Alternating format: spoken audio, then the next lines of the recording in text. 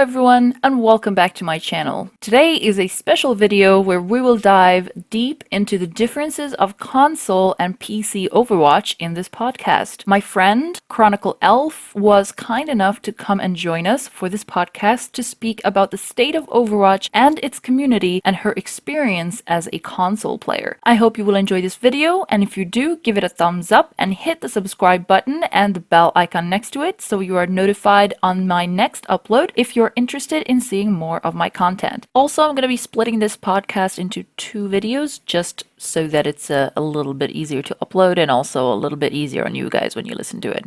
Hello everyone, and welcome back to my channel. Today's episode is a special episode. It's a bit of a podcast. I have a friend here. Hello. Her name is Online Chronicle Elf. Chronicle Elf, and she is a guest here to talk about Overwatch, of course, obviously. And we've got some things that we wanted to discuss. We've got some points of view. As you guys who watch my channel, you know I'm not a very high skill tier player.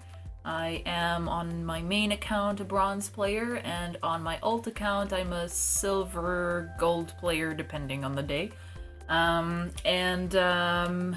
Chronicle Elf is... Yeah, well, I don't have an alt account. I've never done an alt account or anything, so on my main account, I think my career high has always been one game away from plat. So I've always been a mid to high gold player. So yeah, nope, not a pro.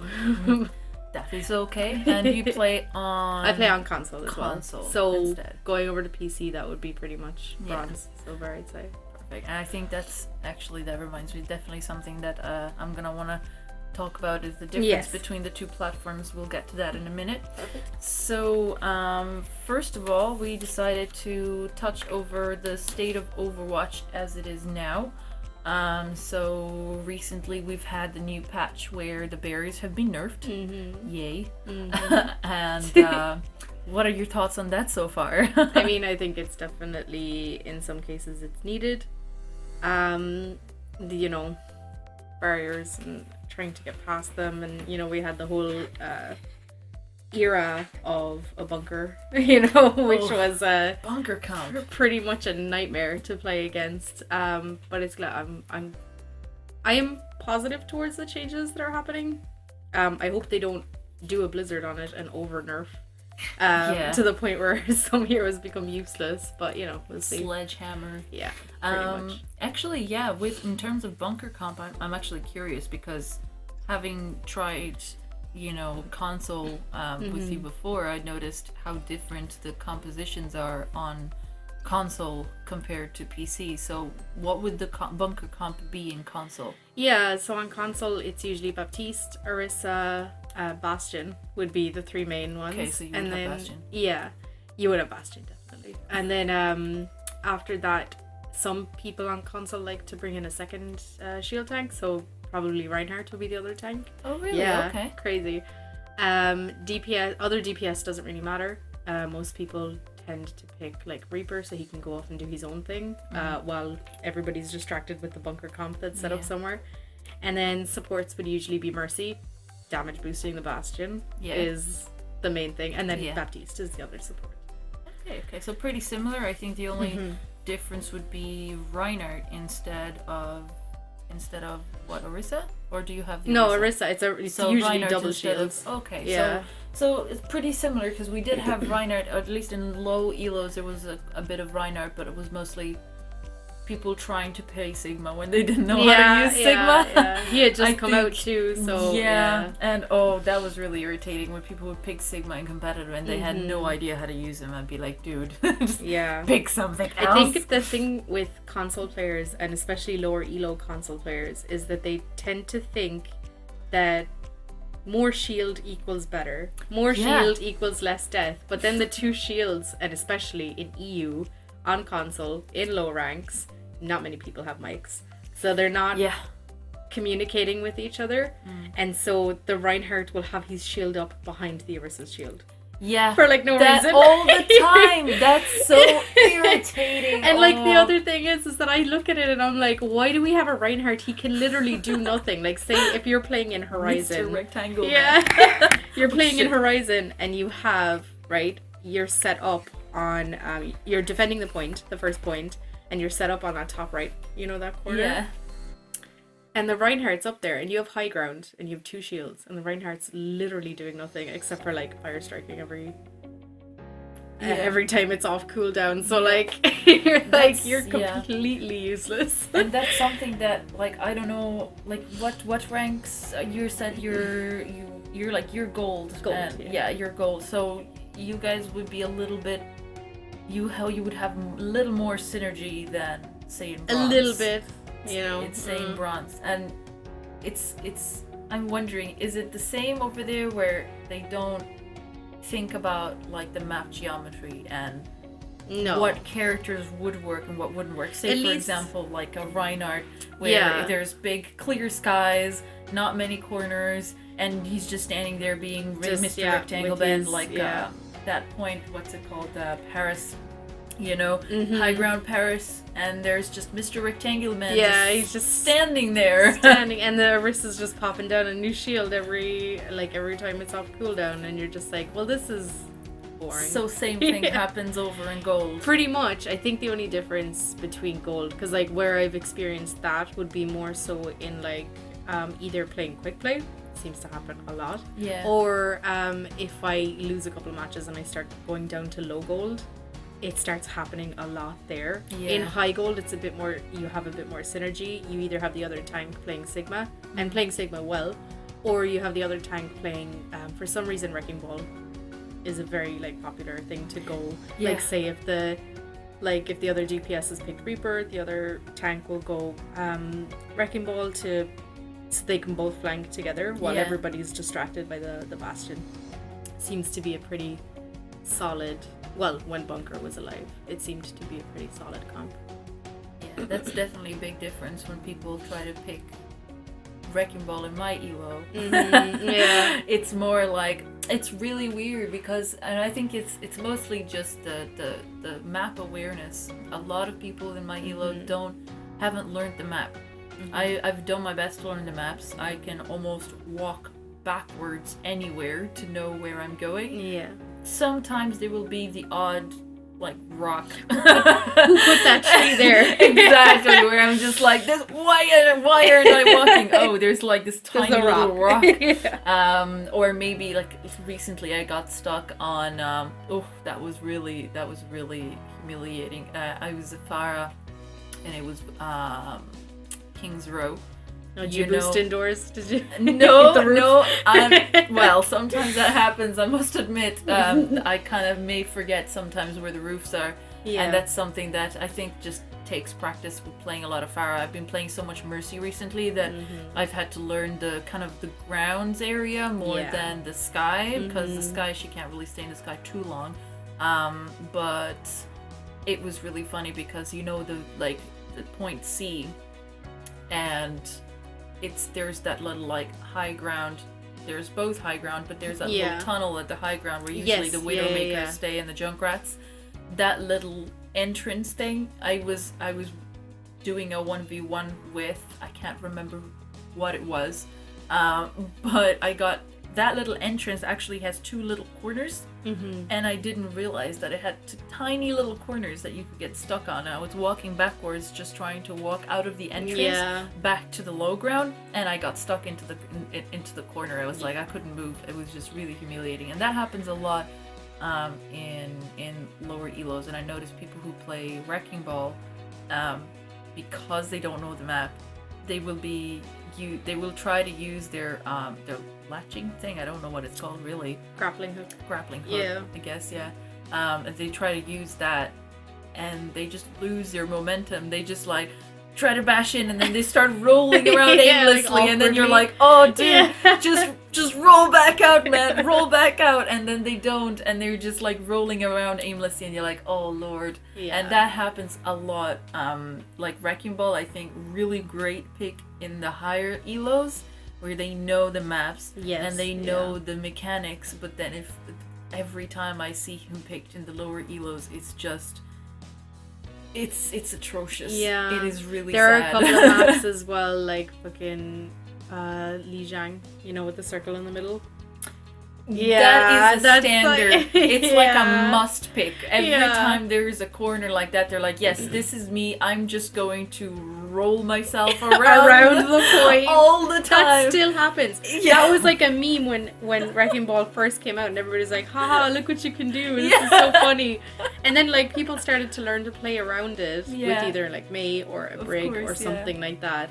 And then it just didn't stop happening. Yeah, even though people were getting still punished happens. for it now, it still happens. No, to this too day, funny. even like I'll go into a match still and kind of works. It still kind of works in lower elos. In I lower think elos, it depends. definitely does. Yeah. Yeah, like I mean, some people still don't know how to handle that. They'll see the wrecking ball and they'll be like, "Someone deal with the wrecking ball," and I'm there like playing Mercy, telling people, "Hi, like it's been 5 minutes. I've told you to just grab a fucking Mei, just freeze the motherfucker, and that's it. Just every time you see him, freeze him." Yeah, that's the difference there in when you're going into kind of high gold, low plat.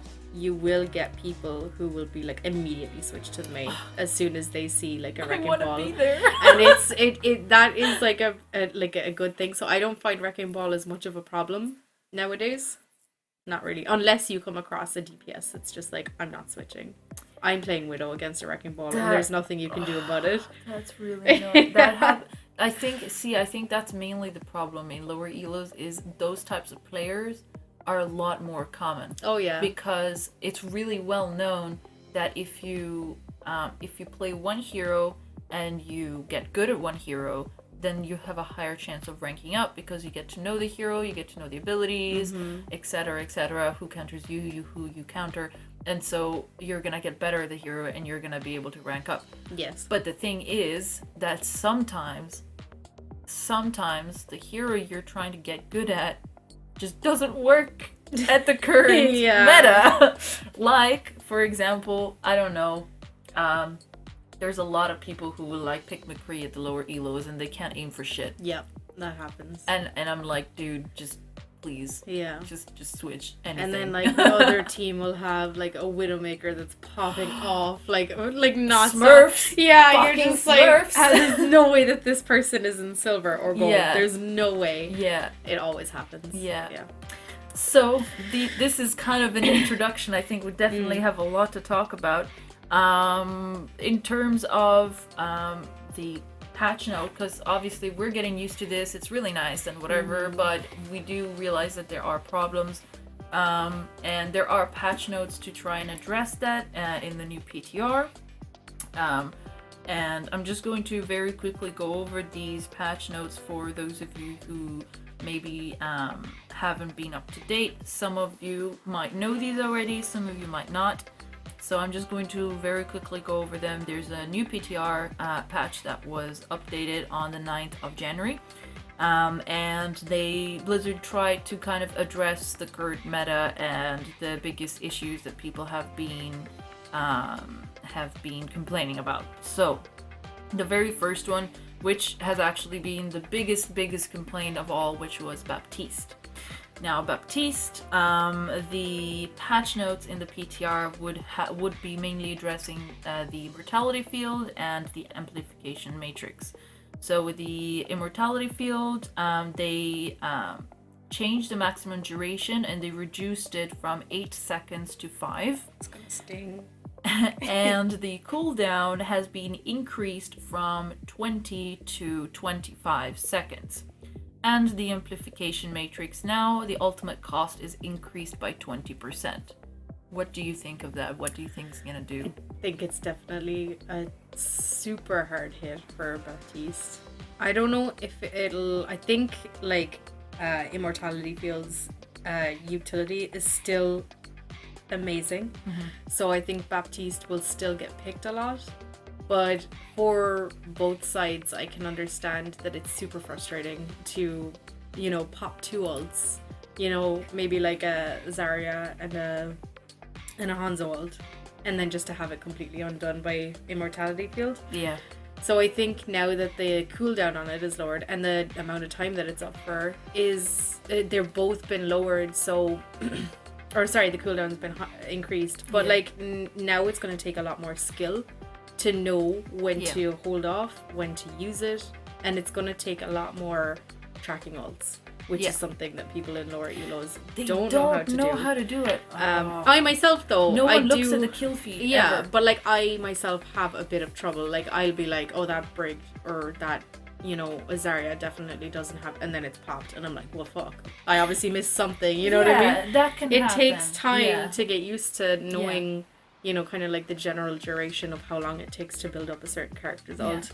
So I get it, you know, that it can be tough, but like if you have a Baptiste that's literally throwing down immortality fields every single time it's off cooldown, every single time it's ready, then like, I mean, I think this is going to kind of force those players to be like, okay, now you really have to think of it as something that's like precious. Yeah. It's kind of like a mini ult. You know what I mean? That's the thing. Actually, when he was released for the first time, I was watching, I think it was my favorite Englishman is what I call him, Stylosa. He was presenting Baptiste for the first time, and I was like, wow, this guy is insane. Yeah. And then he dropped down Immortality Field and started talking about Immortality Field, and I was like, okay.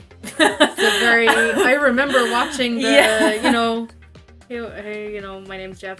The developer videos. Yeah. And I remember watching it and being like, holy fuck. Like, they're talking about this, like, this ability. This should be an ult. Yeah. You know, the way he was talking about it, he's like, everybody's safe. Everybody's like, and yeah, okay, you have, like, the other side of it where you still take damage to a certain point. Yeah. And then, you know, Immortality Field's gone. It's going to be very easy to kill you if you're not getting heals. But, I still think that it's an incredibly good ability. And I understand that they're trying to balance it a lot more than what it is now. Yeah. So I think the changes are good, but it's going to... I think it's going to be... I think it's going to be a good thing, mostly to like high skill players, but I think lower tiers are going to have still a bit of a difficulty. I think for lower tiers, which I think are getting a little bit ignored when it comes to balance patches, I think Baptiste is still going to be a huge problem. So I think either the radius should be reduced, or maybe the cooldown still increased a little bit more than 25. I don't think that 25 is going to be making that much of a difference. Yeah. So then the next one would be Mei. Mei, the primary fire slowing effect is now reduced from 30 to 90% movement speed reduction to 20 to 70%. And the slowing effect duration has now been changed from 1.5 to 1 second. What do you think about that? Yeah, I think, you know, Mei is kind of like a polarizing character. A lot of people love her, a lot of people hate her. I personally see her as Satan. But, you know, like, it kind of depends. It's going to force you to stay out of her way. You know what I mean? Or, like, her in general, her abilities force you to just be like, okay, I don't have the mobility to deal with this. I'm just going to stay out of her way. The good thing about Mei is that she can't flank very well unless she has 2 or 3 team members going with her. Yeah.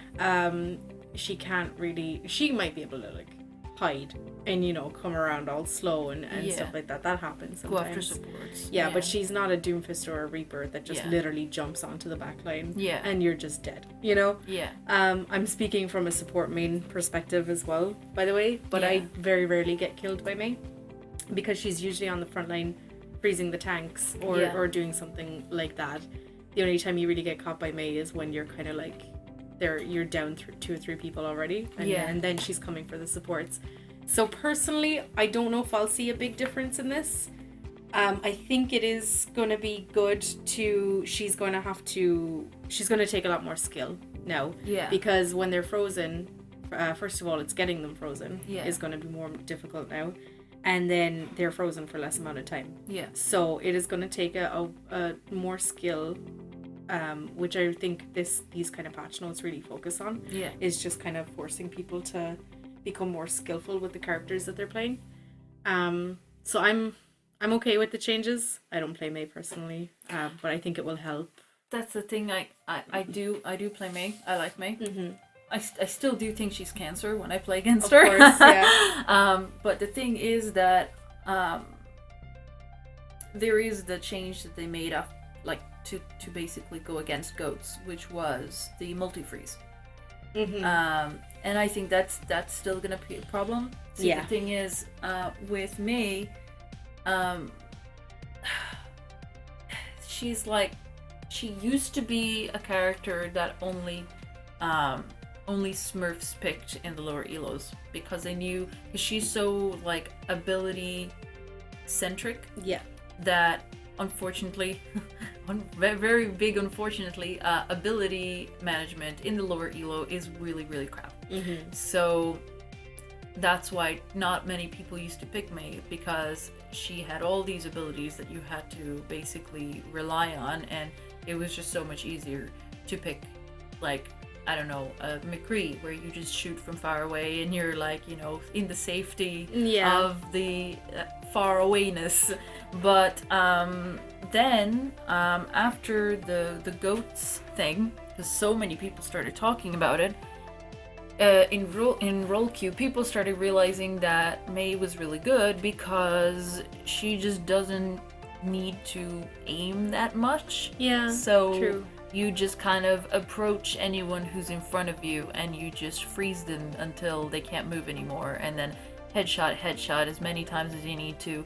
And that's another thing as well. I think that's a good thing that they reduced the time of how long you're frozen, because it can give, and that's happened to me as well, it can give you a chance when you miss that headshot, if you just hop around like behind them and you keep freezing them. Like what I do is I circle the enemy while I'm freezing them, right? Yeah. So that if I do miss the shot, then I can still freeze them again and have a second time. Yeah. And I think that's really bad, because what used to be a really high skill character where you had to be able, it was, you know, she's still kind of like a mini Hanzo and a mini Widowmaker if you know how to you know how to place your icicles right. But you know, with the freezing, it was just one hero, one person. You freeze that one, and you're kind of tied to that one thing where you're kind of vulnerable during that moment. If you're placing your shot and somebody is seeing that May, like waiting for that person to be frozen so they can get a headshot, she is vulnerable at that stage. Yeah.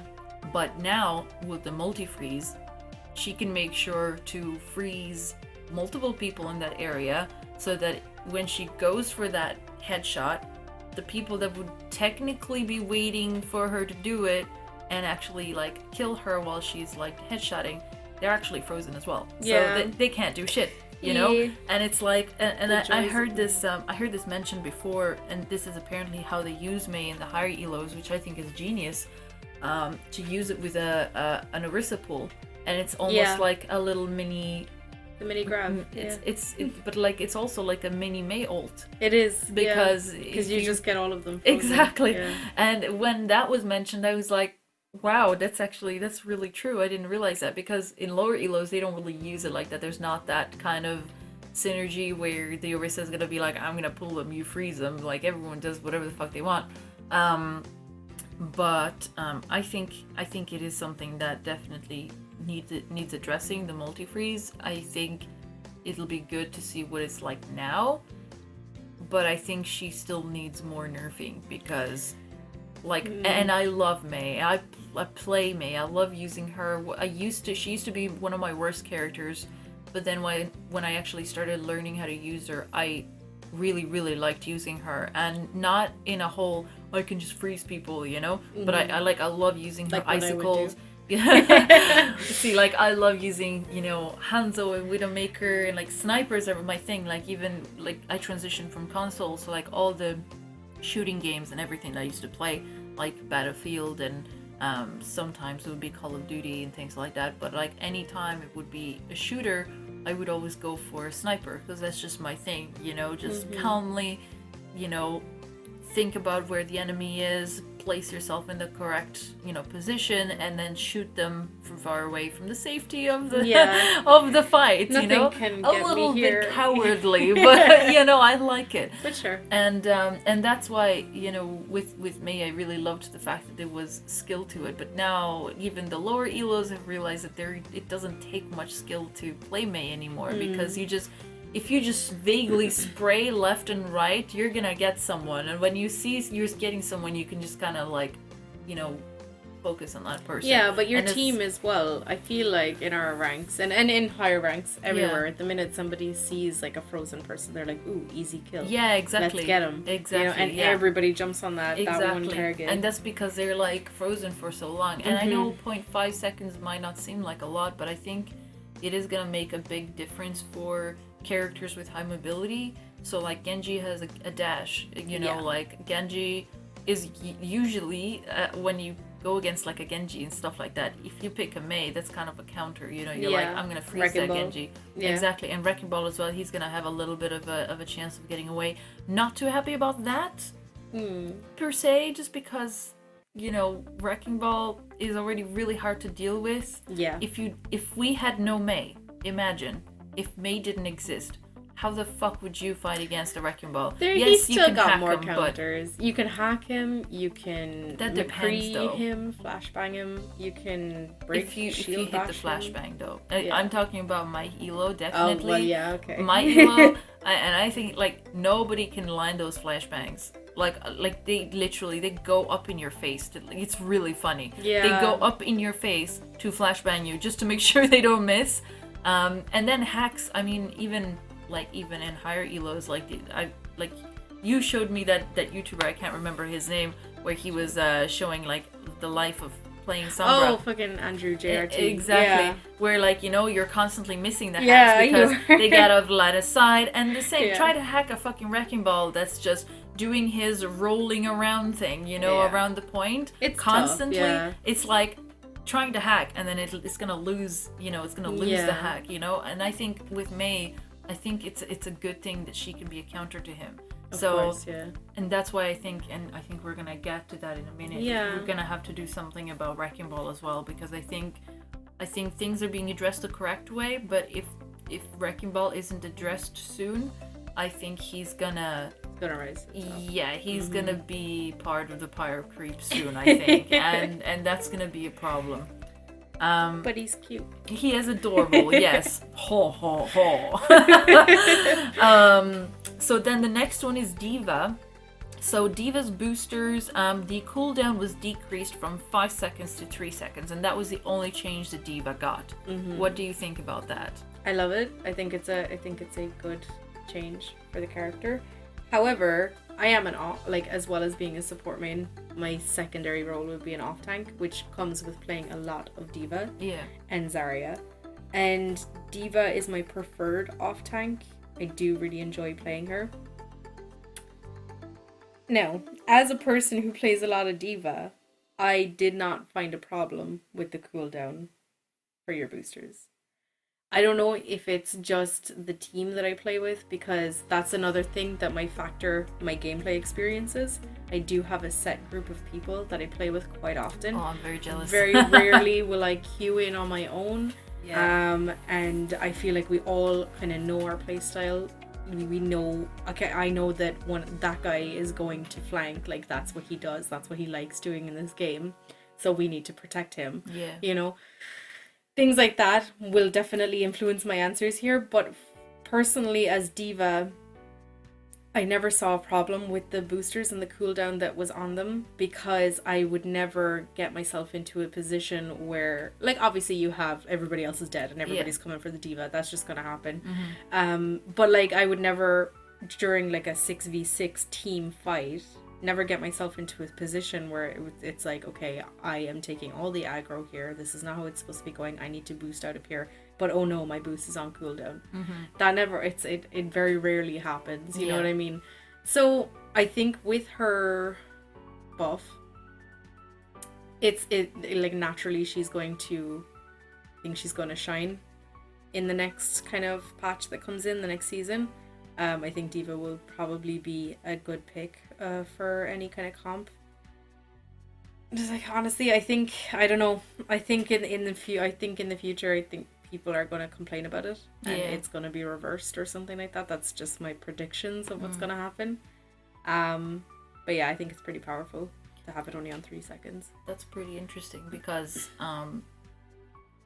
some of our take on things on PC, we think that that's not going to be enough to even bring her back.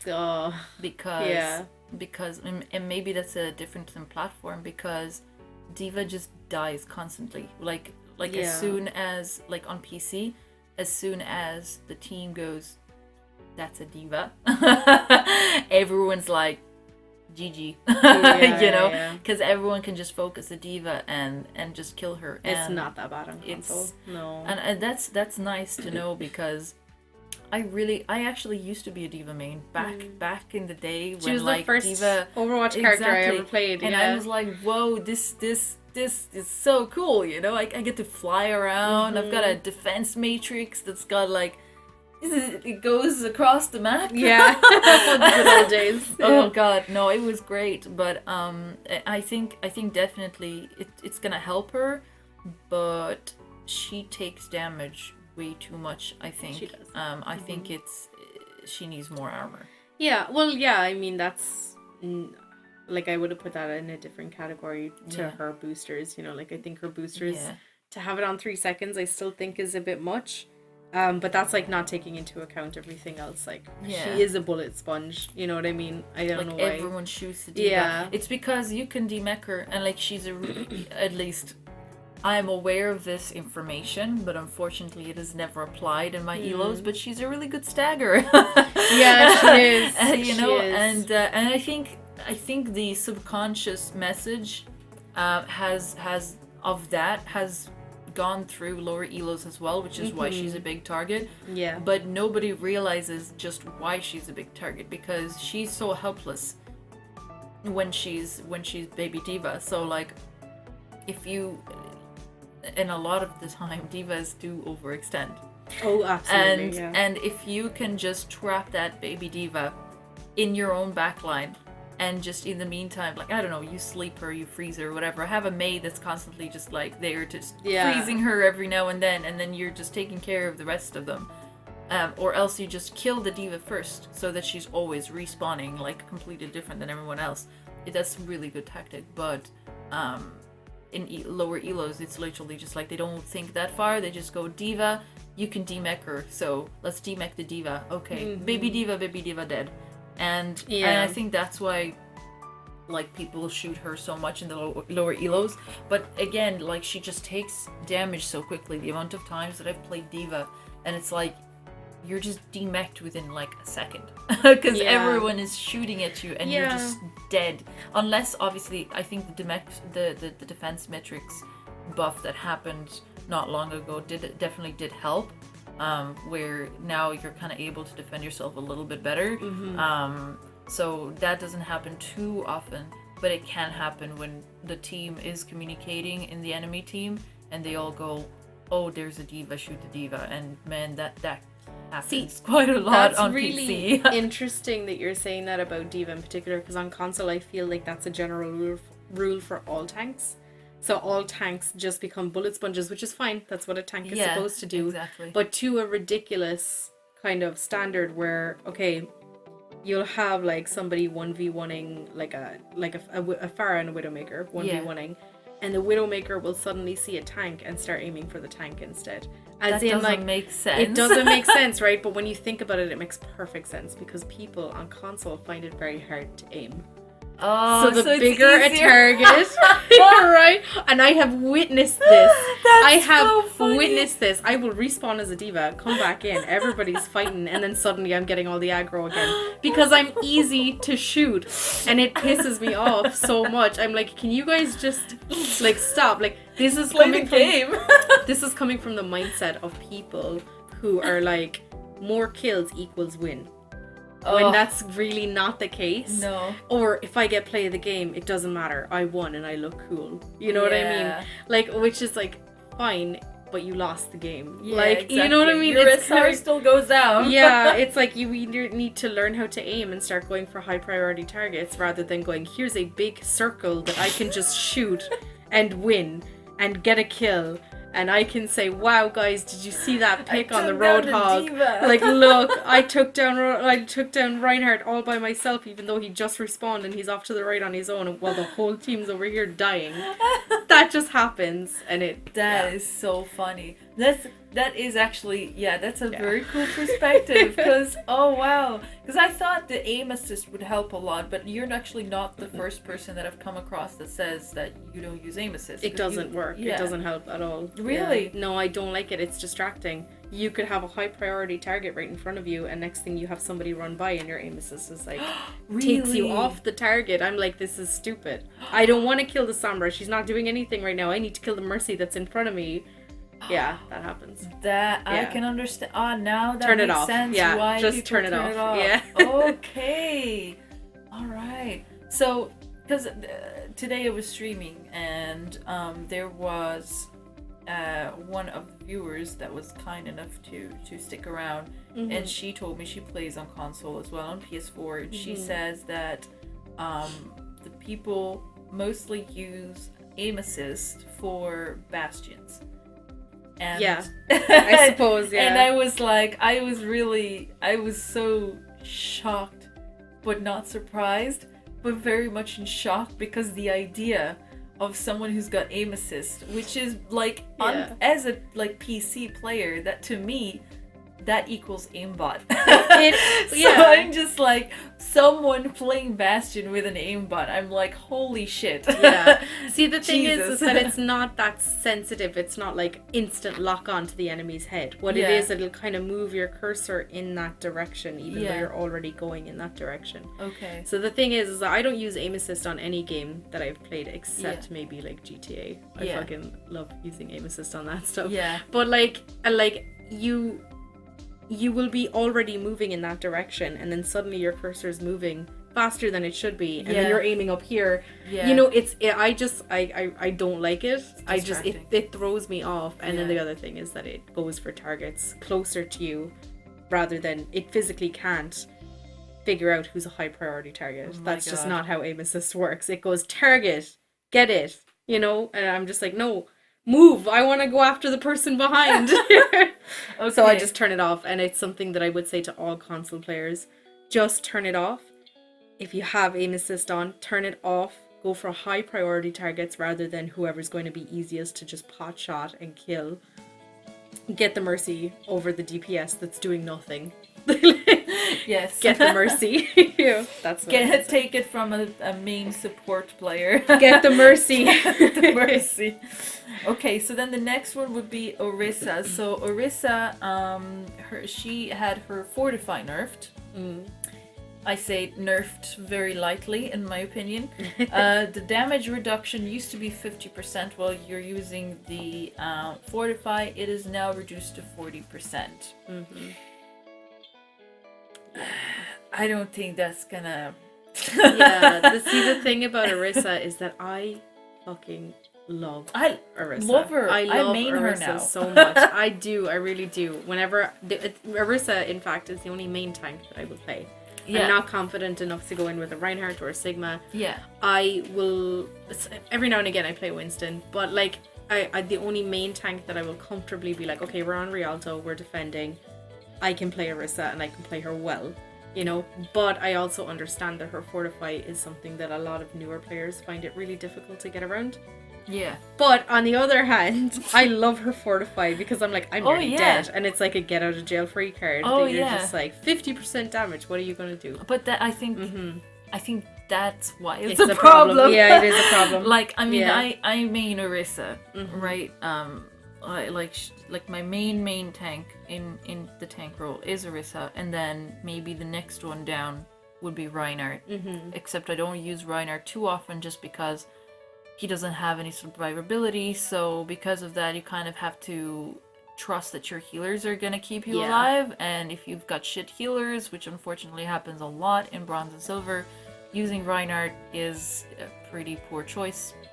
And so that's why I would usually use like Roadhog. But Roadhog used to be one of my mains, but then I started using Orisa so much because of all the... When Orisa came out, Orisa just became the tank to use all the time. So really was, it's been a really, really long time since I've even touched Roadhog because of that. And that's why my skill with Roadhog has really decreased quite a lot. But I am trying to kind of pick him back up. But those would be the main tanks, really. And Zarya, sometimes I try to use her, but God... I suck at Zarya, and I don't like pretty high using... skill though. Like I feel like there's a lot of tracking and like we're not talking about Zarya. The tracking is fine, really. It's the fact that she's an off tank, and I use main tanks. Yeah. So my brain finds it hard to switch that and go, right, you are no longer a main tank. Don't go frontlining. And instead I'll go frontline, and I only have the one bubble for myself. Someone in front of me needs to be in front of me for me to bubble them, and I tend to forget that. And so I find myself at the front line, and I'm like, oh shit, yes, that's right, I'm playing Zarya right now. I'm not a main tank. I have no shield in front of me. I need to go back. And that's why I suck at Zarya. I'm the opposite then. I'm like, I'm so used to off tank that every time I have to main tank, I'm like, why is my Zarya in front of me? Oh yes, of course, I remember now. I'm Reinhardt. I need to get up there. That is, like first world problems, right? Pretty much. But yeah, the changes with Orisa, I think they're good changes. I think they will work towards making the game more balanced and to not have her be such a nightmare to kill. But at the same time, I love Orisa and I want her to be the most overpowered that she can, just so I can have fun. Yeah, to be fair, I still remember in my very first placements on my alt account, and I was so sad that I wasn't able to record it. Well, I did, but it all went. Yeah, I heard. But I had an amazing, and I think that one match was the one that really got me placed almost in plat. It was the match where I blocked like 30k in the one match, and it was King's Row, and it was that little, like, just as soon as you capture point A, that corner? little arch, I just fucking just planted myself in that entrance where the cart was literally, like, it was so much cover because it's just a stupid little archway. And the payload coming in the middle of the archway gives you so much cover. I literally placed my shield just in there where, like, you know, basically the cover was everything else but the shield, and the shield was just pretty covering much. whatever it's a pretty small little overpowered holes. spot for Orisa. Yeah, and I literally just placed myself there and just stopped them from coming through. I was body blocking everyone and just fortify the entire time, and it just, people just couldn't go through. They just couldn't do anything about it, and that was before the barriers were nerfed. But the fact of the matter was that even when they were trying to take my shield down and people were like coming from behind, because like I was a big problem. I was just there and people were like, we have to kill that Orisa. And there were times where I was there alone and like people were respawning, and it was a 1v6 and I was still able to stay planted. I stayed alive the entire time. I did not die once. I think think that's a problem because it just should not be happening. And I am not a very high skill player, so it's not like it was out of pure skill that I was able to survive there. But the thing is, right, that's fine, and those kind of instances will happen, and I think, you know, the nerf that she's gotten is like a good way to countermeasure those kind of situations. However, I would have preferred, in hearing that experience, I feel like the first thing that came to my head was like, well, nerf the cooldown. You know what I mean? Yeah. I don't know if I would have and nerfed they upped the percentage. You know what I mean? I don't know if I would have nerfed the percentage so much, but I would have put the cooldown something similar to like Mercy's Valk. Maybe not that extreme. Yeah. Or like, you know, Immortality Field. You know, like I would put it to something like maybe like really long, like 15, 16 seconds, you know, that she can only use this ability as really kind of like a, I've made a mistake. let Yeah. me get out of here. Not constantly in there like fortifying, shield. Now you have to break the shield. By the time you hit the shield, I'm fortifying again. You know Yeah. what I mean? Yeah. Yeah, yeah. So it makes sense. I would have put the cooldown up rather than putting the percentage of damage or reduction to damage down. That is funny because what I thought when they upped or when they like shortened the cooldown, I was quite happy with that. But at the same time, I think I realize what they're trying to do is also, you know, like the fortify can be a problem. Yeah. And they're trying, they just hate reversing things. It's so true, they try to do things different. And I think if they had done something different, instead of making it from 50 to 40, which is still not going to help anyway, I think maybe just making the fortify last a little longer and just like make the cooldown longer as well. Yeah. Because that way, because the fortify, I think it's just because of the barriers. The barriers get broken so quickly now that she needs some sort of other kind of survivability to be able to hold the point, and that makes sense. But the fortify now is just kind of like it almost feels like you can use it forever. Yeah, you really can. You know, and if you're a person that's really good at managing your cooldowns, you can absolutely stay alive. That's the thing. Forever. And I think maybe just making the fortify last a little longer, maybe like a second longer, maybe 0.75, yeah, something like that, where it gives that, it lingers on just that little bit, but also it takes longer for you to have to be able to use the use the fortify again. Something like that. But or like you said, you know, just keep it at 50% and just put it the way it was. Like I feel like 50% is like a good number to have it at as well, because like there are so many, like the thing is that you're a tank, and I speak again from a console perspective. You are a bullet sponge no matter what situation is happening. That is, you know what I mean? Honestly, I mean, that's in lower elos as well. But like not even PC. just like in a 6v6. Yeah. There could be like 6 of you on your team. You're off grabbing a health pack and there's 3 other people maybe on their team. They will still all go for you even though you're not doing anything. Those kind of situations happen all the time and you're just like, well, why did I get killed? These guys aren't going to win the team fight. Yeah. You know, they could have played it smarter and gotten rid of our Mercy in the back while I was off. But no, because I'm easier to shoot. Yeah. It takes less aim.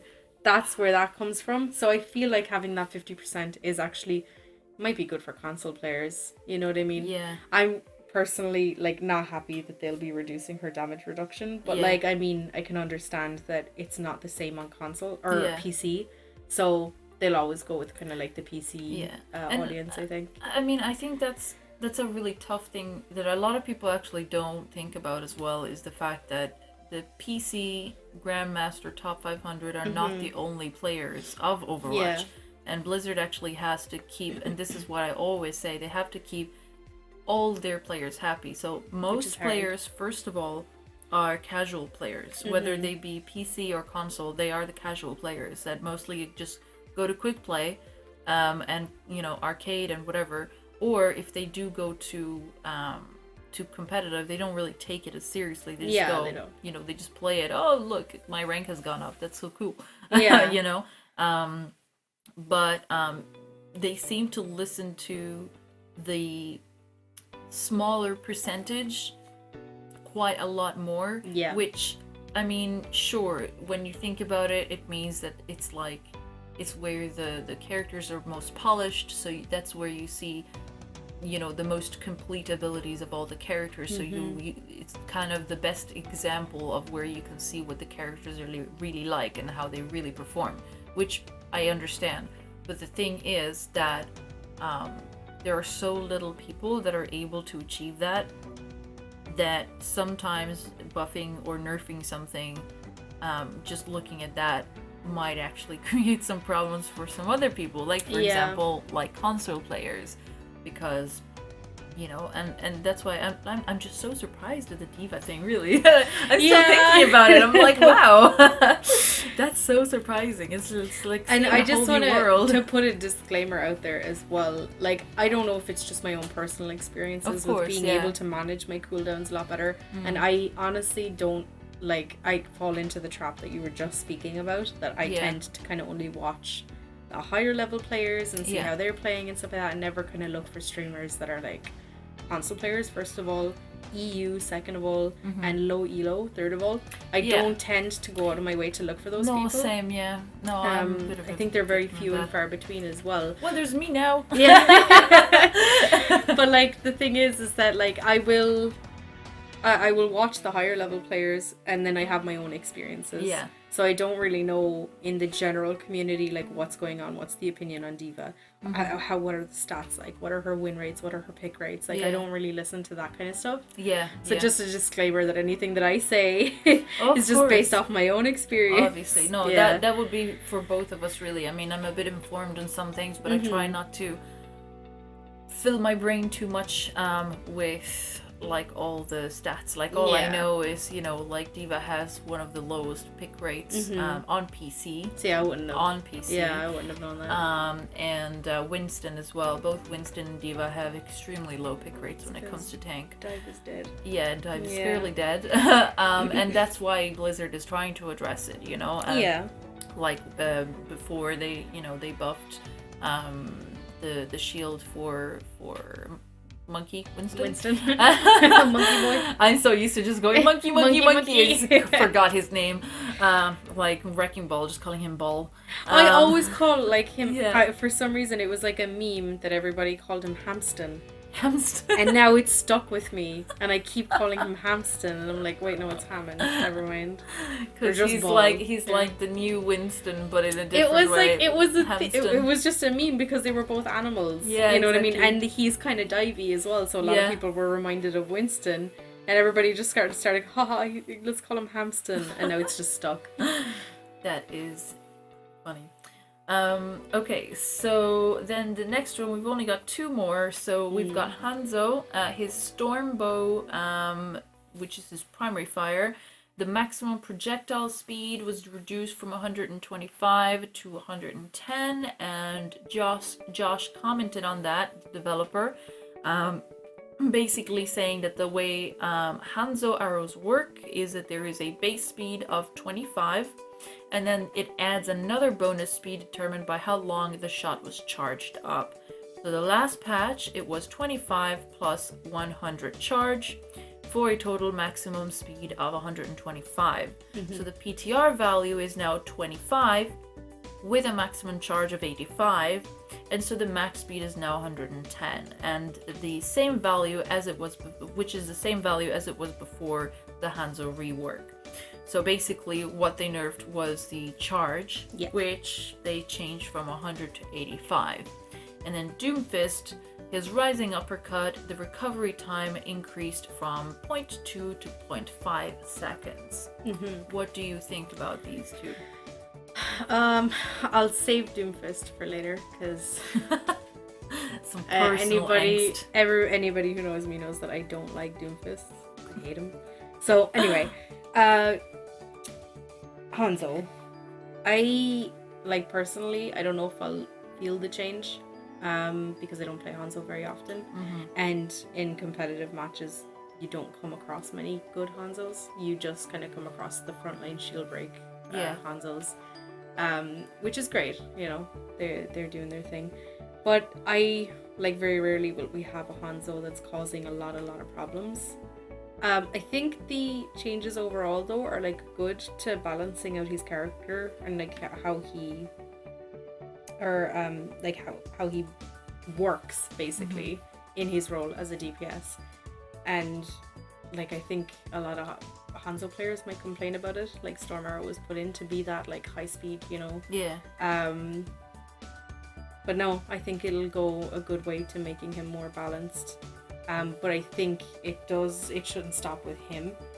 Like I feel like because of this, just from a console player's perspective, his pick rates seem low. I don't know if they are, but they seem low because you don't see many So I think this will make them even lower. You know, I think there are other characters that just have too much utility compared to Hanzo. Yeah. So that would be something that I would worry about for Hanzo players. That's funny. So just out of curiosity, what would the meta, are you aware of what the meta is on console at right the now moment? it seems to be Mei and Reaper gets picked quite a lot. Okay. There are a lot of people that like to flex on, or try to flex on, Widowmaker and Okay. don't do very well. Bastion will forever be meta on console, forever. Oh wow. Like that's just a thing. That's hell. Yeah. Oh my god. Especially in lower elos. I don't know about like higher elos. I've never made it past plat, so I don't know. But just for lower elos, Bastion seems to be just like that cheese character. Wow. And for some reason, Symmetra has a pretty good hit rate. Okay. Yeah, on certain maps. Interesting. Only Okay. on certain maps. Yeah, no, because Hanzo on PC, it can be a bit of a problem if you've got good aim, which obviously higher ranks they would, and he's just kind of like, he always was a sniper, so I think it was a good idea that his projectile speed was the way it was. I don't think he was really a problem, but again, that is from the perspective of someone who is in the lower brackets, as they say. Yeah. But I guess for people who are playing in the higher, in the higher ranks, and they know that he is almost as good as Widowmaker, which again, I wouldn't see a problem with that, and not just because I'm in the lower ranks, but because I still remember back in the days where it wasn't 222, and it was telling you too many snipers. Yes, yeah, I remember that. And that's because Hanzo is a sniper, and I don't think that they should try and make Widowmaker the only sniper. Because basically, like, it almost is becoming like that, because the arguments that I've seen online are things like, oh, if I pick Widowmaker, Hanzo can outshoot me, but like, that's just because the Hanzo's fucking better. But Hanzo has always, like you said, Hanzo has always been a sniper. Yeah. Like, I don't see where those arguments are coming from. And that's the thing, because the way I think the way they see it is, oh, well, like, I'm scoping and he's not, and he can outshoot me. But like, it's so much easier to actually miss a shot from that far. Like, it's easier to shoot from close up with Hanzo than it is away. When you're away, you actually have to aim a little higher than the head, because the way the arrow, it actually drops off. So, like, it's just a skill kind of thing. So I don't really agree with the change. I think he was perfect the way he was. Maybe the lunge was a good idea, to maybe like nerf the cooldown of the lunge. I think that might have been a good idea. Yeah, because like maybe it's a little too easy to escape. Like, Widowmaker does have her own sort of you could say, and it does have like its own kind of weakness, where once she's used grappling hook, it has a long cooldown.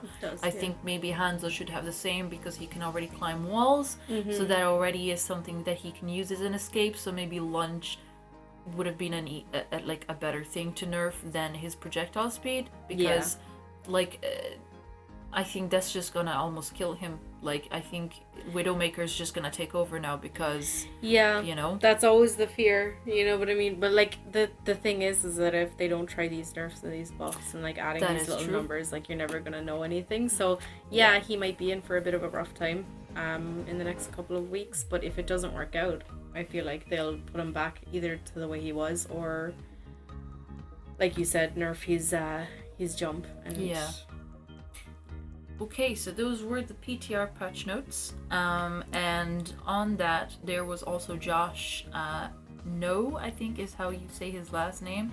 He put up some notes about it. We're not going to be going too much into detail, because most people will know most of them, but basically in a brief summary, he brought into the argument that Genji and Soldier are 6 and 7 in the terms of win rate for damage heroes, out of 16 in total, and he just wanted to point out to people that they weren't doing as bad as people were saying, because people were saying basically they were trying to compare Soldier to Baptiste, and saying that Baptiste is basically a DPS and his shield break is much better than Soldier, and that Genji is basically almost a throw pick despite the buff that he got with his ammo. And he just wanted to kind of point out that that might not be the case, and I think he said it in a not so nice way, but he was basically just trying to say that, you know, content creators and their influence can sometimes kind of overshadow the facts. And if which is a fair point. Yeah, and if they say something, then a lot of the mass is gonna listen to that and they're gonna think that, and then if it's said enough, then it's taken as fact when it might not be. Which I do see his point. I do, but at the same time, he gave bad examples afterwards, because like that in itself was kind of a bad example, and I agree with that. It was a bad example because he only brought up the win rates, which they like I can play Soldier one time while we're winning, and then never play him again, and that's a win rate of 100%. Right. Yeah. So that in itself can be a problem, and also some things that some other people have mentioned online as well, which I agree with, is people like, for example, Defran, who has incredible aim, and he uses Soldier a lot, and obviously his win rates are going to inflate everyone else's win rates, with the hero in particular, which might not represent the real number of win rates for other people. And that, I think that goes for a lot of the heroes in general, because there's a lot of pros, there's a lot of them, exactly. Any so with that, like, I agree with the whole win rate versus pick rate, but I think mentioning Defran and stuff like that, I think it's a point, but I think it needs to be looked at from the perspective as well of, it's not just with Soldier, it's with a lot of them, because that's across the board. Exactly, because a lot of pros will be using a lot of different characters, so that's something that I think should be acknowledged as well. The thing is that he did bring in GM into question, and a lot of GM players have been saying that Genji is not picked that much, Soldier is not picked that much. They mostly try to stick to the meta, and the meta, DPS meta right now is Reaper and Hanzo. And sometimes you might switch out the Hanzo for a Mei, or you know, it's mostly those three from what I understand. But like, Hanzo is a really, really big pick from what I understand. He's like almost there all the time. So it was just kind of like they didn't take it very well. They were like, you know, what do you know? But at the same time, from what I understand, Josh plays himself and he is GM too. Okay. And I think that might be the reason why he brought GM into question. Not entirely sure, that's just my own speculation. But from what I understand, he's GM, so he's a player. He understands kind of, you know, the view of things. But he does also have access to stats that we don't have access to. True. So it's something that if they're not mentioned, it's a little bit iffy for some people to believe.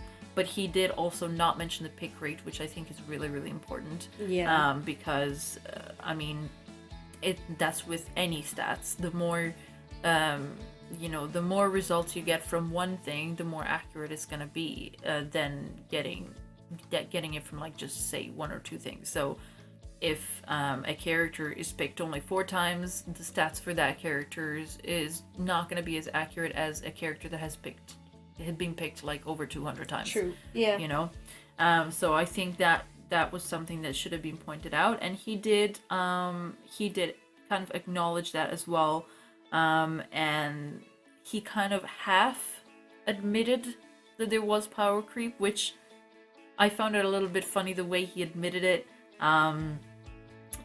But at the same time, then he kind of stepped back a little bit, going, well, there is power creep, but just not excessive power creep. There's power creep, but no, there's not. Yeah, so, and I think a lot of us will disagree with that, because, and I mean, there's pros and there's top 500, and there's GM players that are complaining about Reaper and his lifesteal and how he's just too much. And I can tell you, as a bronze silver player, gold, silver, gold on my other account, that he is a problem down there as well. And I would assume massive problem on there console we go as well. So if he's that much of a problem all across the board, whether it's console or PC, and whether it's bronze or pro, I think maybe there's a little bit of a power creep that might be a little excessive. Maybe it is a little bit. And I think his lifesteal is a huge problem, but we'll get to that in a moment. I've got a lot to say about Reaper. Yeah. So yeah, basically he was saying, that that he doesn't believe there's an excessive power creep that strays from the experience of playing Overwatch, and that takes it away from being a shooter. Like Goats did, where the whole synergy between the 6 characters was basically everlasting life on point. Yeah. And I agree with that, but at the same time, it really worries me about how, and this is with some content creators as well, there's too much, this is my point of view, too much mentioning of it straying from a first-person shooter. Because...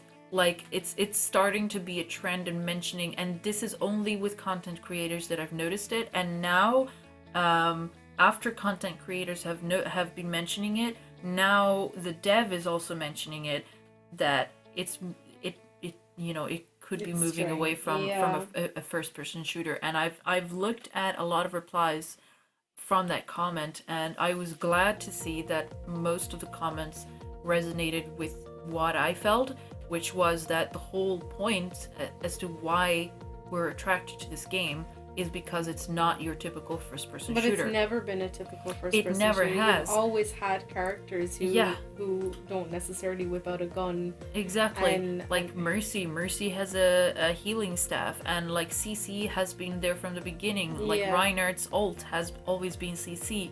So I understand that maybe putting in too much CC, and I think that's a huge problem right now. There's definitely way too much CC right now.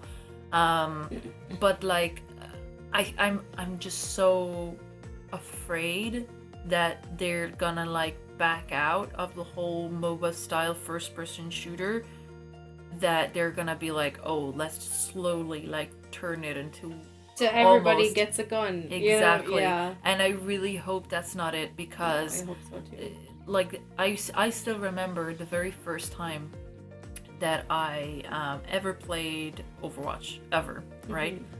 Very first character I picked was Diva. Me too. Very un-first person shooter. And then when I tried support, I played a lot of Lucio, but the very first one that I ever tried was Mercy. And I loved it. The fact that I could fly to people, the fact that I could like have my healing beam on people, it was amazing. The fact that I could res people, and then I played a lot of Lucio as well. And then in DPS, who did I play a lot of? I think it was season 3, so Sombra was already out, I think. Was she already out? Yeah, she was out just ever so slightly, just about, I think. And I tried Sombra a bit, and I was like, whoa, I can't use this character. She was one of my worst. But I loved using her, but I was like, I can't. But, like, I was always attracted to the ones that were the least... Like, I'll admit, I first tried Soldier a lot. But that was because I needed to get used to it. I had no idea what the... But everybody recommended Soldier to newer players. Because, like... He's basically an FPS character. Exactly. Yeah. And that's an example in itself. The fact that there were so many heroes already out, and the only classic FPS character was only one character, and it was Soldier. That shows just how much... Exactly. So I just really hope that they're not gonna want to back out of that and just be like, well, let's go to the first person kind of thing, because that's what people are saying, because then he's gonna be a victim of the thing that he said himself, which is you're taking what content creators are saying as fact. Yeah. Not everyone wants this to be just a first person shooter. We're attracted to it because it's not. And I really hope that they take that into account, because I think that's going to be like a huge problem if they don't. I think they're going to lose a lot of the player base if it regresses too much.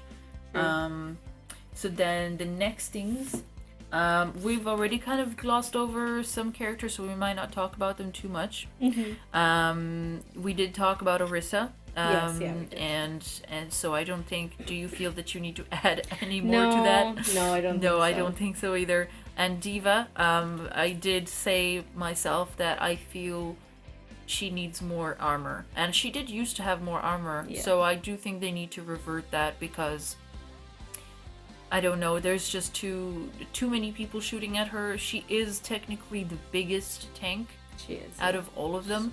biggest. So and yeah, and not like I know that in console they have the reason of easier to aim, but in at least in my elos, the reason that she's getting shot at the most, I think, is the tunnel vision. Yeah. Because she's such a big character. She takes up so much space in front of you. You're like, ooh, big character. I need to take them down, And so whenever you try to go in and make space like you used to, because she's a close range as well. So either they need to up the damage, or they need to give her more range so that she can play a little bit more safe. Or they need to give her more armor. Either or, but they need to compensate for the fact that she is close range. She has to go in and make space. She has to go deep into the enemy lines. And if she does that, then everyone starts shooting at her, and she gets demeched instantly. So like that has to be addressed in some way or another. I think that's a huge issue. Yeah. And like she's, at least on PC, she's not gonna get picked that much. And in lower elos, she's getting picked a bit, and I think that's just because she's fun to use. But whenever you get into a game where people really want to win, Diva doesn't get picked that much. Yeah. And even today, I was playing. During the stream, I was playing with someone who's unfortunately smurfing. I don't like admitting that, but I was queuing with someone who was smurfing. It wasn't his Smurf account, it was just a friend's account. He was trying to level it up for him because he asked him to. And a boosting account. Yeah. So he was using Diva. He's a good Diva. And he literally told me, he was like, the only reason I'm using Diva is because people here in the lower elos don't know how to handle a Diva, like a good Diva. Yeah. And because everyone's shooting at it. But if you know how to move around, which he knew how to do quite a lot, everyone is so used to shooting the Diva that they concentrate on shooting the Diva and they miss everyone else going in. But then he was like, I would in no way, because he's a GM player, he was like, I would in no way pick Diva in my rank. Just like, no way. Yeah. And that's the thing, is like, and that's because if you know how to use her, you have to go into the enemy lines. As soon as you do that, everyone knows that they can demech you instantly, and everyone's like, haha, shoot the Diva. Yeah, and demech the Diva. Exactly, yeah. and then stagger her. So I think that's a huge problem. And I really did want to mention that because it's Diva is so close to my heart. I don't know if you've noticed. I've been looking at this. You guys can't see because there's no camera, but I have a little Diva thing that I got. The pop figure. She's in her little mech, and I absolutely love her. She's like super awesome. And see, I think the thing with Diva as well is that she falls victim a lot to not only being like a bad pick, but also being just like the worst pick. So there's like difference between being bad and being the worst. So with the worst, you're looking at all the other tanks and you're saying, okay, this has that utility, this has this utility, this is that. Diva doesn't really have anything, so she kind of falls short, So I think like another thing to take into account is that Diva's like, not only is she just in a bad space right now, but also all the other tanks are in good or better, like kind of spaces themselves. Yeah. So when you're just put up in a lineup of characters who are all very like, okay, they've all got like a lot of utility. Yeah. Of course, she's gonna fall to the bottom. Yeah. The bottom of the barrel. So then the next one would be Reinhardt. So, for me, Reinhardt, the poor thing, he needs something. He does. Something, at least. Like, he has no... If you compare him to all the other tanks, almost... I think all tanks have their own form of survivability. Like, Diva has either her defense matrix, Yeah. or she can boost, out of there. Um, Winston can jump away from a situation.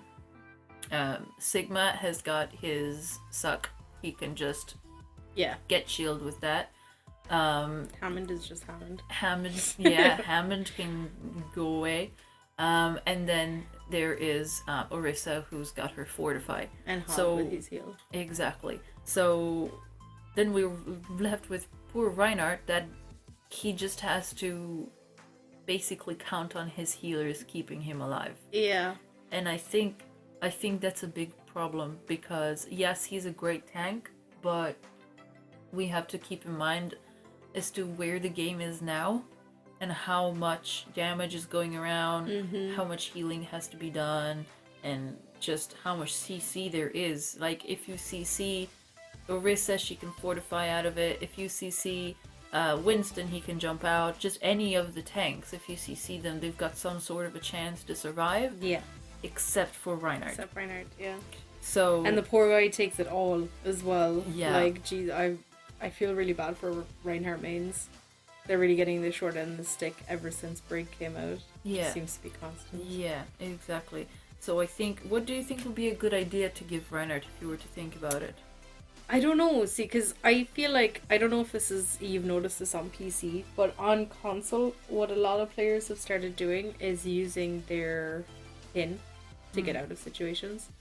True. Which, it's not a very good thing, though, because it's linear, you can't stop it, there's, all that kind of stuff. So if you pin and you're off the cliff, like, that happens, you know what I mean? Yeah. So it's not something that's like, oh, well, he has his pin, he's fine. That's not the case. Because he's got a short animation before he charges as well. So, like, the amount of times that I've been killed trying to charge out. Exactly. Yeah. So it's just the kind of thing where, yes, that can be used in some situations, but it's still not a survivability It's not, no. ability. And, like, I think the thing with Reinhardt is that he's always going to take, like, a lot of communication and a lot of, like, cooperation from your healers and the other tank to really kind of survive. Which I feel like, listing off the other tanks, you have, like, everybody has their own kind of independent ability that they can use to get out of a situation. Yeah. And Reinhardt doesn't have anything. Now, even in saying that, I wouldn't even know what to add to him, because I feel like he's very much kind of like, if you add something small, he's suddenly overpowered. I thought of it, right? Yeah. And I was thinking, we add an ability, he's just not going to be Reinhardt anymore. So I thought, what can we add that he already has that could make him a little bit better? And what I thought of was converting some of his health to armor, or maybe just adding more armor to what he already has. Because the only thing is that he's got little armor, and then it gets shut down pretty quickly, and then from then his life just fades. So true. I think maybe just giving him more armor, just so that it's just a little bit harder to take him down, because otherwise he's got nothing.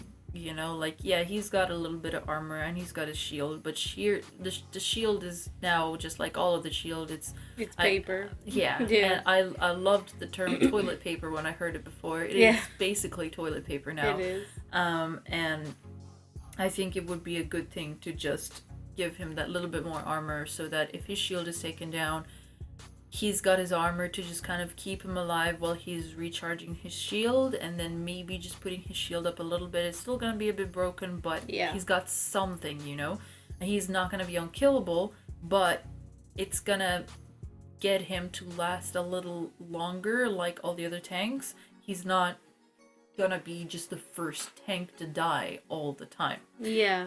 I guess you could look at that, but like, the more we talk about it and the more we say it, I think that would be a pretty positive change for Reinhardt. But I think, like, it would be interesting to see them take his pin, right? And to take some inspiration from people who are already using it to try and get out of situations. Sometimes it works, sometimes it doesn't. Yeah. But if they did something with his pin, where they made it longer, Yeah. or they gave him some bit more maneuverability out of the linear path that it takes. Yeah. Or if they allowed him to stop it. Which You used to know. be, you used to Yeah, be able you- to stop yeah. it. If they revert that, I think that's a good thing. It would be a good Yeah. thing. I think it would But be Blizzard easier. doesn't revert. Yeah, no. That's the So- thing. They don't like to admit they made a mistake, but I Yeah. feel like that's a mistake. Definitely, yeah. There's one too many times where we've watched Reinhardt just go off a cliff. It just happens all the Too time. many. And sometimes it's done on purpose because they're like, I'm gonna fall off the cliff anyway. I might as well take someone with me. Yeah, but they're like, you know what I mean? I think that sometimes if you're going to go off the cliff and you know that you're going to go off the cliff, but you know that you're going to get like 2-3 picks with Yeah. it, you know, you bump people off as well, you know, when you're going across. You do, yeah. Like that, I think is perfectly fine. That's a good trade. You know what I Yeah. mean? Maybe not for your main tank. That's you know, the if the thing, main yeah. tank is pinning the other main tank Then and that's taking fine. one or yeah. two people with them off Yeah. the cliff, that's 4 people instantly dead, but you're Yeah. now in a 5v, what's that? Like, I mean, like 2 or 3 people, so like Yeah. a 5v4 or 3.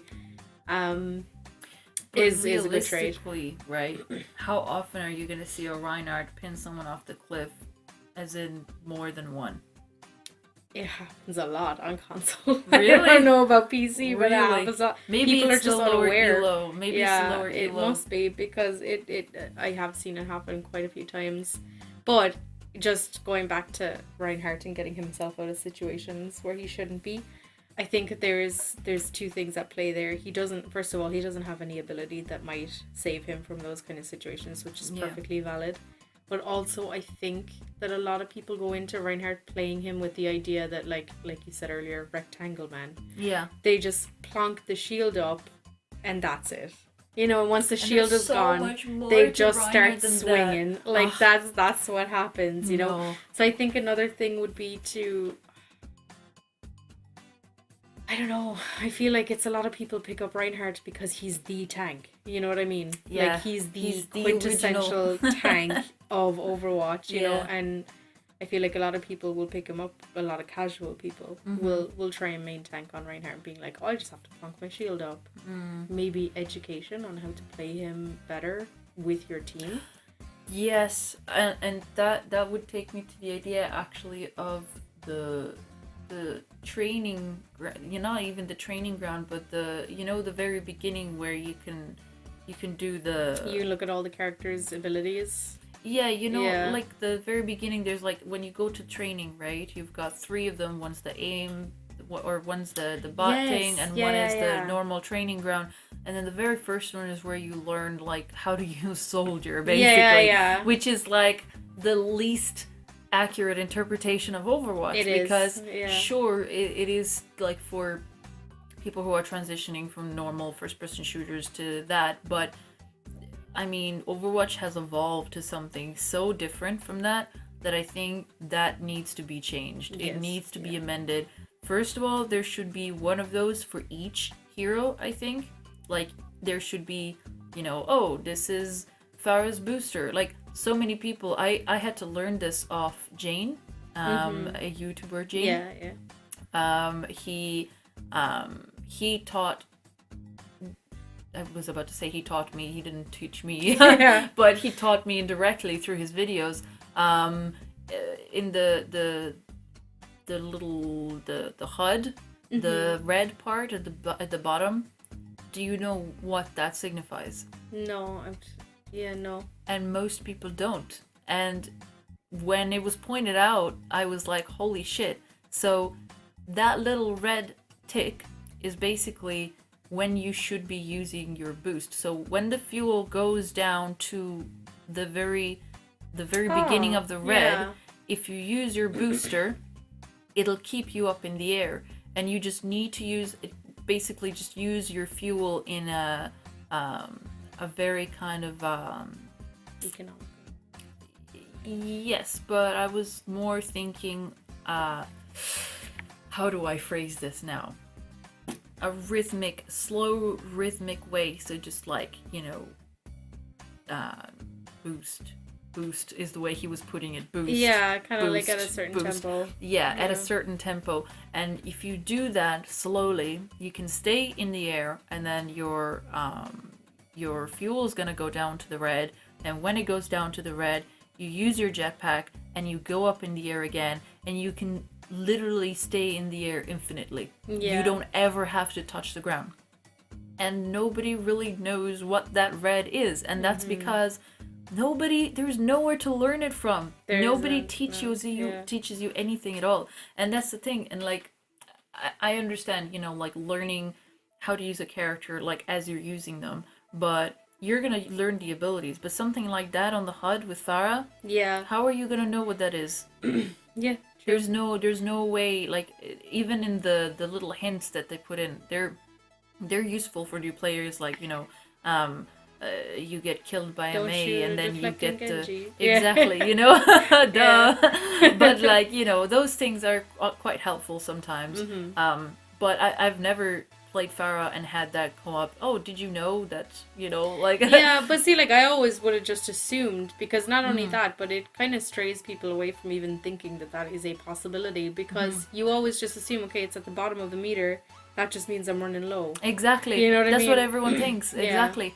And I think things like that, definitely they should amend the training ground to a point of just giving a very quick run through of what all the abilities are for each characters. Say you want to main Sombra, you pick the Sombra one, and it takes you through the tutorial of how to use Sombra, like the cooldowns for all of them, how long the cooldowns are, you know, best practices to use them. And I think if that was to be a thing, it would really like up the skill level of everyone. And I think the whole bronze category wouldn't be what it is anymore, because the bronze category really should be the way it is. For example, in Asia, I played on the Asian server a few times, and it's literally like, it's all new accounts.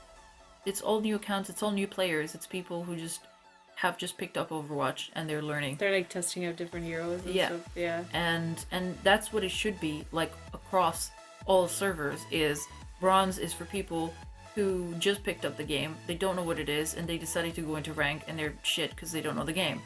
But like, if they had this tutorial thing for each and every character, I think that would change, and I think it would lower as well the toxicity of so many people, because they're like, you don't know how to use a character, but then can you blame them if they don't know how to use the character? Nobody fucking explains it. They have to go look for videos of people who know how to use the character, like tips and tricks, like for fucking this and that, you know? Touching off of that as well, I think that another thing is that you have that, you know, you have to get to level 25 before or is it 20 or 25? 25, 25, which is way too low, I think. It's way too low. It should be like level 50 or 40 or something, because like if you did that, that would also cut down on the amount of Smurf accounts that you have going around. Yeah, exactly. If you weren't allowed into competitive play without having at least like level 50 or 40 or 45, I think somewhere in that category. 50 is good, I think. Yeah. Because 50 takes a lot of play. It's a long time. Yeah.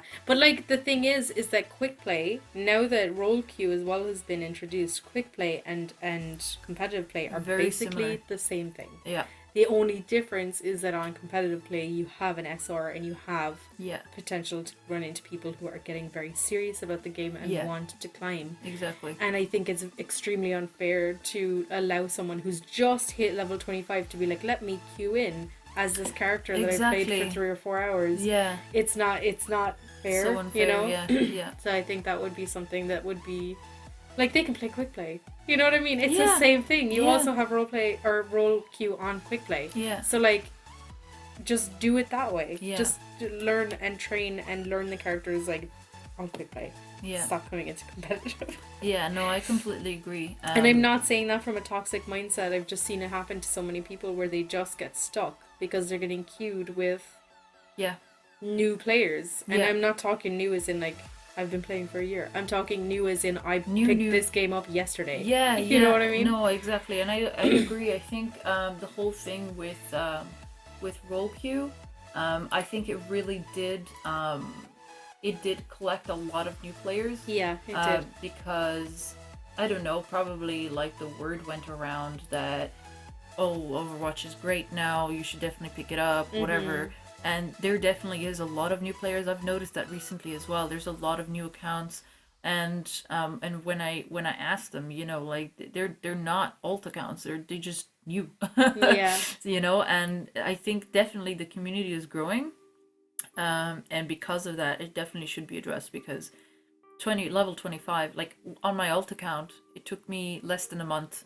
It took me a couple of weeks, I think. It took me a couple of weeks to get to level 25, and then that's it. Yeah. And it's too, and I think I shouldn't have done competitive at level 25, and I did anyway, because I love competitive and I went into it anyway. But I think I should have done more of it anyway, just to kind of still get used to the idea of, okay, I'm gonna have to take this seriously. But I still jumped into it too quickly, even on my alt account. You're gonna have to make another alt account. No, eventually I probably will. I'm gonna be one of those people that also has fucking 3 or 4 accounts. Yeah. God, I used to be like, what do you need? And I'm like, now I know why. The thing is, right, is that you did that in a couple of weeks, but like there are some people out there, like myself, if I pick up a new game and I really like it, I'm not gonna put that shit down. Like, yeah. So I could probably level up an account to 25 in like 3 or 4 days. Yeah. Or like, some people would go crazy and be like 2 days. Yeah. Like of playing, and you can level up that account extremely quickly. And I don't know, I feel like when I picked up Overwatch for the very first time, I was like, oh yeah, this is gonna be a game that I'm gonna like get super into and I'm gonna really love. And like that just happens for anybody who has a personality like mine, where it can be a very like obsessive personality. Yeah. Where I just get obsessed with things. Yeah, same, yeah. Yeah, like I just picked up Overwatch and I was like, well, I'm not putting this shit down. Yeah. Like that's just, yeah. This is life. I guess I found my new lifestyle, Exactly. No, I agree. That's definitely, that's definitely something that should be fixed. But anyway, we went a little off topic there. Yes, but we did mention something that was definitely very important. I think it's a good thing that we did mention it. The next step would be Wrecking Ball. So for me, some people might not agree with this, but I think Wrecking Ball's shield should last longer. Because my experience in that is, right? And I don't know, maybe it's because it's a low level of play and a high level of play, like he's already really strong, whatever.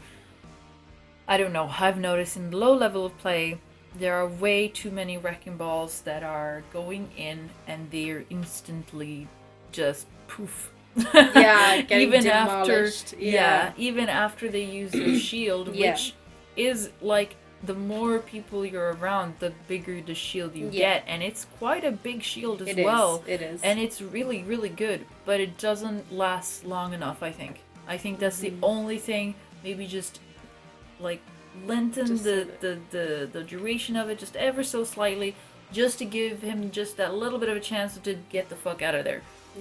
Because like they already put his little grappling hook thingy on cooldown, which didn't used to be. So either that, they remove the cooldown, or they lengthen, the duration of it. Yeah, see, the thing is that I actually disagree just a tiny bit, because... Okay. Don't hate me. No, I won't. No, but like I do disagree, because I feel like when Hamston came out, they always intended for him to be a very highly skilled hero. Yeah. Which is fine. You know what I mean? I feel like the punishment that you get for diving into a 1v6 and getting demolished immediately, that is exactly what it is. It's punishment because you haven't played it smart. Yeah.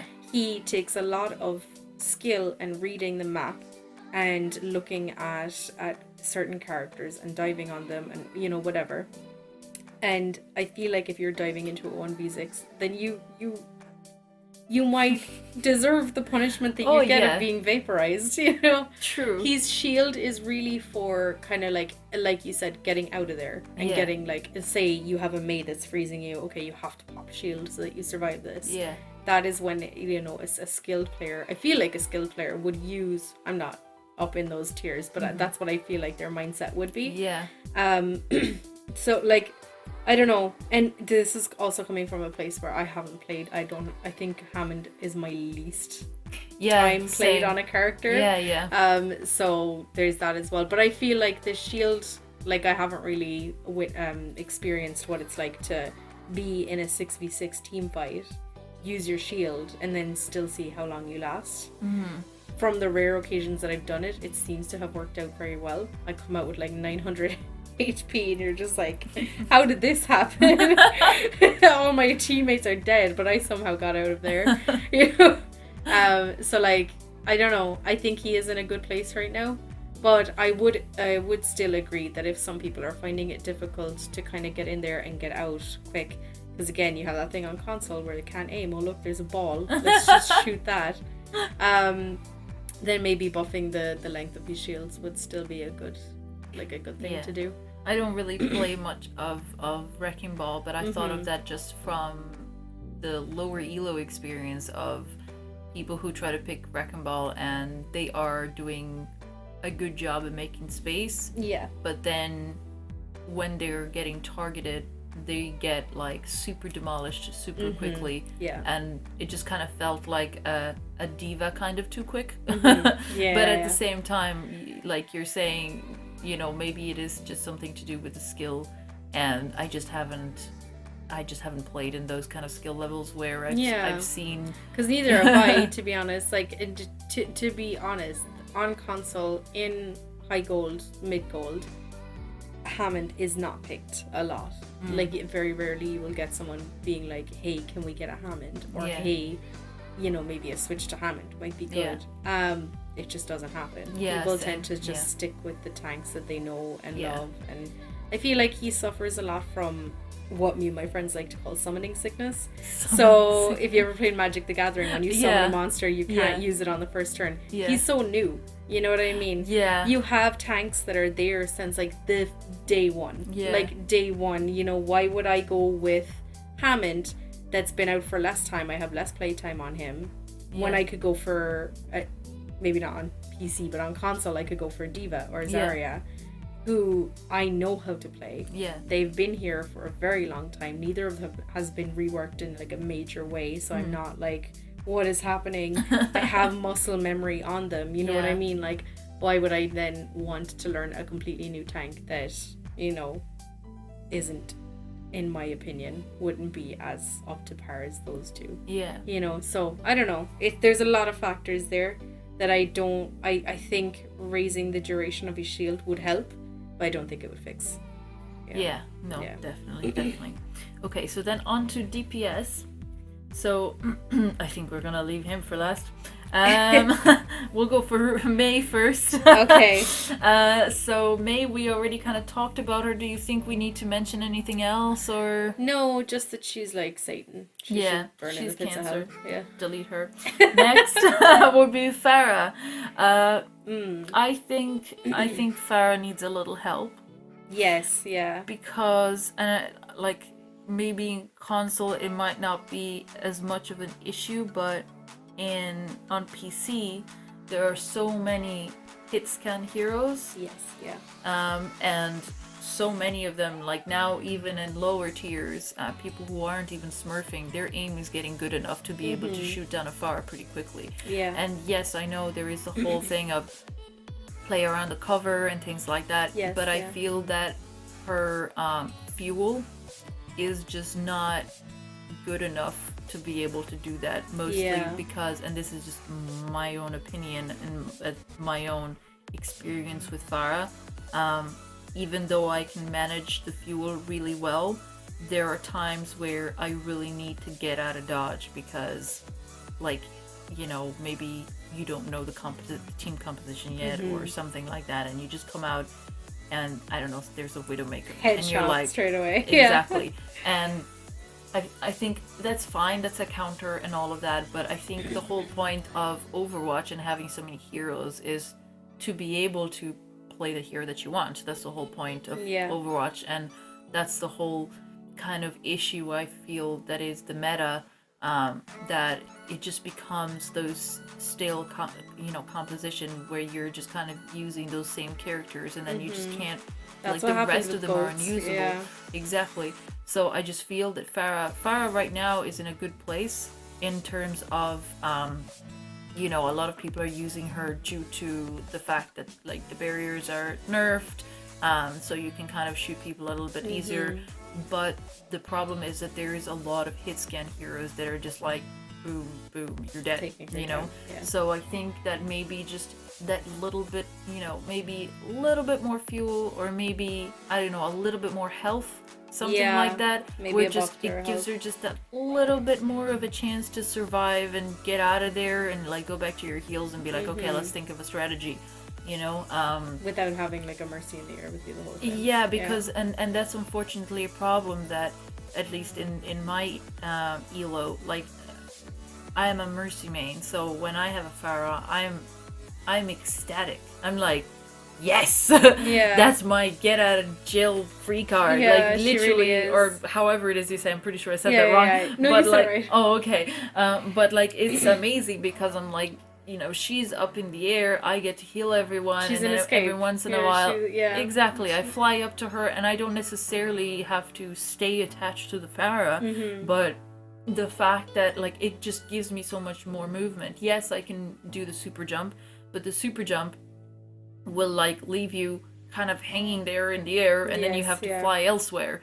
And if you've got a Pharah, the amount of times like you can literally bunny hop a Pharah through the sky. You can. So like you've got you don't just have the freedom of the ground bunny hopping all over the map on the ground, but you can bunny hop all over the ground and the sky. I've used Pharah to just be like flying across the map, as you if know? you have like constant bulk or something. Exactly. Yeah. So it's just the kind of thing where it's amazing if I'm the one playing Mercy and there's a Pharah, but then when I play Pharah, at least in my elo, it is so hard to get a Mercy that knows how to stick with you and not to forget about you. But also not to 100% prioritize exactly, you. and I was just about to say that, where either you get the Mercy that is obsessed with sticking with you, even when you're like, okay, you know, there's I'm full health like, and you're still healing me. yeah, What is happening? at least either damage boost me, or like, or the ones that just don't know how to fly, like, because like you take the Pharah and you use her as an anchor, but you don't fly right next to her, because if you do that, you're gonna fucking die, you know, because everyone's gonna be shooting the Pharah, so you kind of need to keep that distance you know. And so many Mercy players that I come across in my elo either don't know how to keep their distance with the Pharah, or don't even know how to like fly up to her and then just like stay there, you know. Like some people just don't, they because they don't know how to use Guardian Angel properly. See, that's the thing though, but I feel like a lot of Mercy players, especially in lower elos or new Mercy players, have been tricked into thinking that pharmacy is the greatest thing that ever existed. Yeah, exactly. So I don't even blame them. I'm like, oh, somebody has told you, or some Pharah, some toxic Pharah has given out to you before in the past.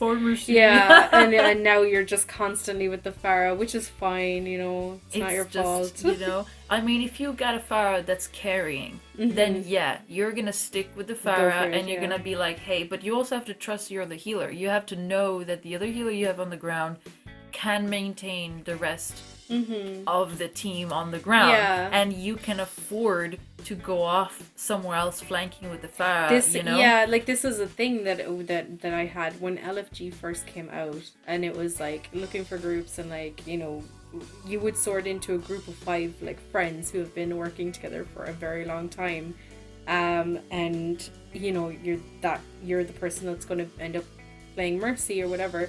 I remember I found a group with a guy who was extremely good on Pharah, very, very good on Pharah. So our comp used to be, and it's such a weird comp to think of it now, but you'd have the Pharah, you'd have the 2 tanks, which would usually be like either Diva or Zarya in your off tank, and then Reinhardt definitely in your main tank. Yeah. Back in the day when he was good. But I remember that our heals are 2 supports, which is such a weird combo were Moira and Mercy, which would be like, to anybody else looking at it, would be like, what the fuck are you doing? You don't need like that much. Like, you're not getting a lot of utility, you know. Lucio has his speed boost, Anna has her sleep and her nano, you know. You're not getting a lot of utility out of just raw healing numbers. But This guy was so good on Pharah and would like literally carry on Pharah that I would literally, as Mercy, have to be up in the air with him All constantly, the time. Yeah. damage boosting, healing, and all that kind of stuff. Because Yeah. within 5 minutes of the match, you could see the other team going, okay, the Pharah is the problem. Yeah. You know what I mean? And being like, and then you'd have Moira just dishing out the raw heals on the ground, and it worked. Yeah. It did work up Yeah. until Reinhardt got his nerfs. Yeah. And then that went to shit. But, you know, it was a good time. Yeah. Yeah. But another thing I just wanted to say on Pharah real quick Yeah. is that she's such a unique case because she is so vastly different on Yeah. PC and console. Yeah. Extremely different. It's like playing a different hero. Like, most of my time that I've spent playing Overwatch is on console, and that's fine. I don't mind. I like playing on console. Mm-hmm. The thing is that I've tried out PC a couple of times, and countering a Pharah is so much easier. Like, she's such a big problem on Yeah, console. It's yeah. not even funny. Like, the minute, like, on console, she is seen as a cheese character. And again, it comes back to the fact that it's extremely difficult to have good aim on console. It's very difficult. And when you see the other team have a Pharah, and God forbid a pharmacy, then you're like, well, this game's a wipe. You know, either we have to get our own pharmacy and cheese them back, or like just ignore the Pharah and try and kill everybody else. Yeah. Just people don't like it when a Pharah is picked because they can't aim. Vertical aim Yeah. is something that's really vertical vertical. aim is something that's really difficult for people on console. Yeah. So the minute you have a Pharah up there and you're moving you're moving up and down, Yeah. it's not the same as mouse where you can like literally like Yeah. move all 'Cause around. you have, I've noticed you've got like different sensitivity for both. Yes, yeah. So you would have to basically change your sensitivity You would. temporarily for that match. For just that And much. Yeah. And just it's so that crazy. you're, yeah. And a lot of people just don't even bother. They Yeah, of don't. course, They're and like, it makes "Fuck it, I'm sense, not yeah. gonna." Yeah. But like that's why I think that any small kind of buffs or anything like that happens to Pharah, with the intention of making PC players' lives easier and Yeah. Pharah mains easier, which is fine. That's absolutely not I'm a so problem. sorry. But it has such a negative impact on console players because suddenly True. there are Pharahs everywhere. Nobody wants to deal with them. Oh, man. And yeah, That it's sounds. yeah. I'm sorry for even mentioning that. No, it's fine. Like, I feel like Farah's a really cool character. It's really nice She's to have awesome. a I character love her. that, like, can fly. It's such a Yeah. unique idea that I do think she deserves a lot of love. And I do think that, like, Farah mains on PC are very skilled players. Thank You you. know what I mean? They really, really are. You know, She's my first golden gun. but, like, then on console, Farah is seen as like a cheese character that takes like zero skill and you can Symmetra win. here. And Oh, that's- really? Yeah, it's always been Symmetra.